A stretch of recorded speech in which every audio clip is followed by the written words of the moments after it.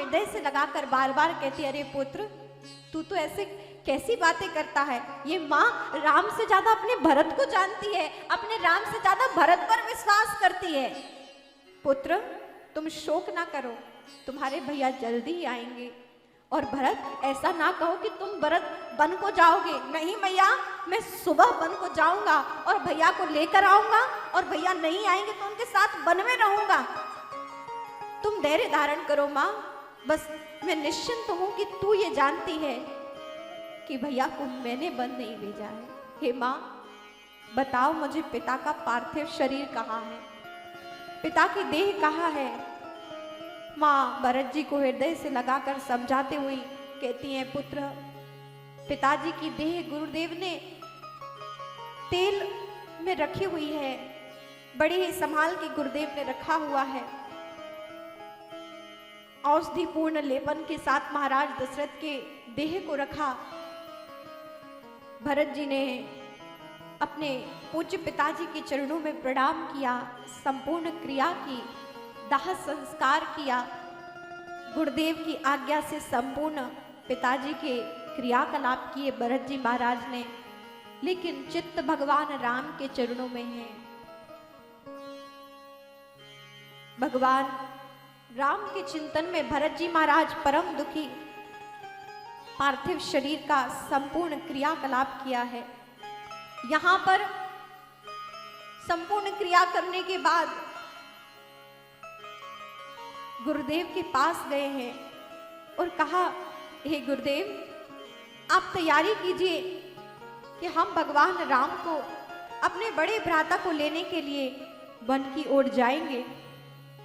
संपूर्ण त्रयोदशी संस्कार गुरुदेव ने कराए। भरत जी के माध्यम से गुरुदेव के द्वारा सभा बुलाई गई। गुरुदेव भरत जी को ढांढस बंधा रहे हैं, समझा रहे हैं, हे भरत तुम्हारे भैया तुम्हें राज्य सौंप कर गए हैं, अब तुम्हें ही ये सब कुछ संभालना है।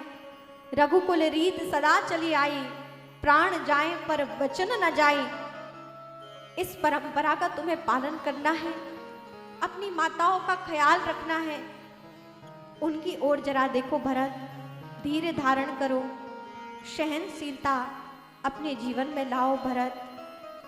सौंपे हु राज राम के आए, सेवा करहूं स्नेह सुहाए। नहीं गुरुदेव, ये राज्य तो मेरे भैया का है और वही संभालेंगे, हम तो उनके सेवक हैं, उनके दास हैं। जितने शीघ्र हो सके ये राज्य हम उनको सौंपना चाहते हैं, उनका ही राज तिलक होगा गुरुदेव। सुमंत जी सभी लोग मंत्रणा करते हैं कि क्या करना चाहिए। भरत जी ने सभी को आदेश दिया कि आप राज तिलक की तैयारी कीजिए, हम भैया राम से वन में मिलने जाएंगे और वहीं से उनका राज तिलक करके उनको यहाँ लेकर आएंगे। पिता महाराज के वचन का पालन करना एक पुत्र का कर्तव्य है।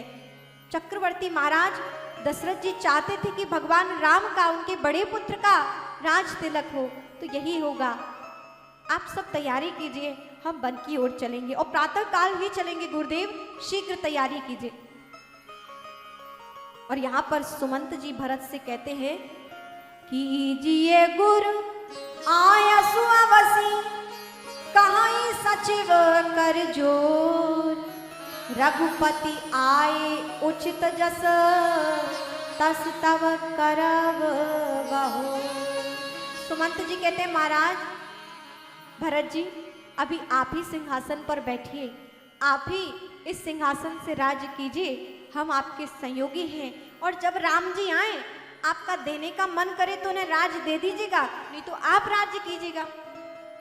ये जब बात भरत जी ने सुनी तो उन्हें डंक की भांति कान में ये शब्द प्रवेश किए। परम दुख हुआ और परम बुद्धि भ्रमित होकर जागृत हुई कि अच्छा ऐसा भी हो सकता है कि बुद्धि यदि कहे कि राम जी को राज्य दे दो और बुद्धि ना कहे तो राज्य मत देना, राज्य करते रहना, अच्छा बुद्धि ऐसा भी भ्रम करा सकती है क्या? क्योंकि जीव को लेने में तो अच्छा लगता है, पर जब देने की बारी आती है तो उससे दिया नहीं जाता है। देने के बाद उसको पीड़ा होती है। तो भरत जी समझ गए कि अच्छा मुझसे ऐसा भी हो सकता है। नहीं नहीं, तब तो ये कार्य तत्काल ही करना चाहिए। सुमंत जी, हम आपको प्रणाम करते हैं कि आपने हमारी बुद्धि को अभी जागृत कर दिया। अब तो प्रातः काल नहीं, अभी तैयारी होना चाहिए और हम निकलेंगे और भैया का राज्याभिषेक करेंगे। वही इस सिंहासन के योग्य, हम तो उनके दास। गुरुदेव के साथ समस्त राज समाज को लेकर भरत जी वन की ओर चले हैं। समस्त माताओं को विनती की है। कैकेयी जी परम प्रसन्न है इस बात के लिए कि मेरा पुत्र आज मेरी परीक्षा में पास हो गया। जिस पुत्र के लिए मैंने ये सब कुछ किया, आज मेरी कोख धन्य है।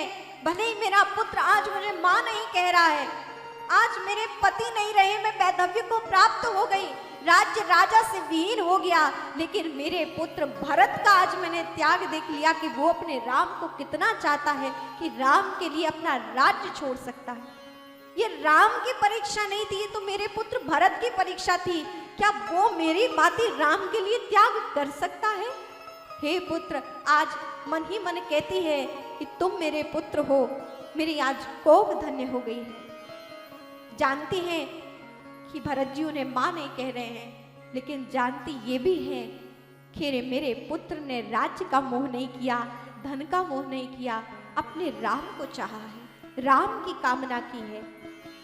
और कहते हैं भरत जी महाराज तीनों माताओं को आदेश देते हैं, जाओ सुमंत जी, महारानी कैकेयी से भी कह देना कि हम प्रातः काल वन को जा रहे हैं। यदि चलने की इच्छा हो तो चलें, और राज के ही भोग यदि प्रिय हैं तो वो यहीं भी रह सकती हैं। भरत जी के ये शब्द सुनकर महारानी को दुख हुआ। कैकेयी जी अगाध दुख में है। दोनों माताएं तत्पर हुई हैं, पालकी सजी है, सुसज्जित हुए हैं। गुरुदेव पालकी में बैठे हैं, माता पालकी में बैठी हैं। समस्त सुमंत आदि मंत्रीगण सभी भगवान राम के लिए राज्याभिषेक की, राज तिलक की समस्त सामग्री को लेकर पहुंचे हैं और कहते हैं वन की ओर चल पड़े हैं।